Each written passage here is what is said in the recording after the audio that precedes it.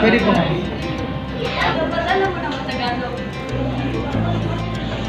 Kasi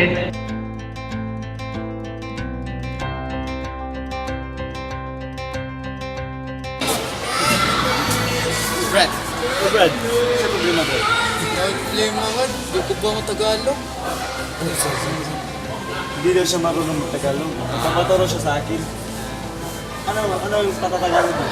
Maganda akong lingkod sa itong extra chair ba? Nga. Di ko ba Tagalog eh, sa tapad kaya Tagalog ba? Sabihan mo lang na pwede bang umupo dito. So, ay pasabutan na. Juan, pwede mo lingkod dire? Oo. Salamat ka, Brad. Gusto diyan. Sige, salamat. Sige, Brad ah. Ang tingnan. Sige. Kaya pala.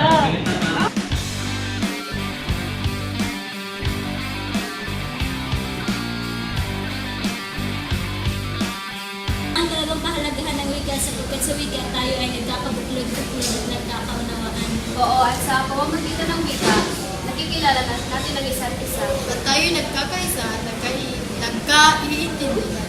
Katulad ngayon, Anak ko, kasama ng mga siraulo. Ano bang nakikita mo?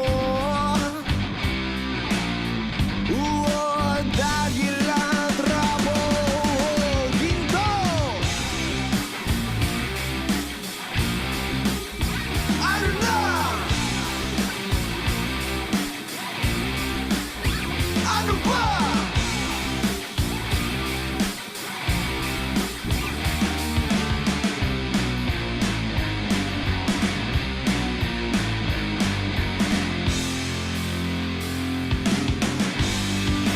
Huwag kang papigil, huwag kang magduda, Diyos ang iyong kalan.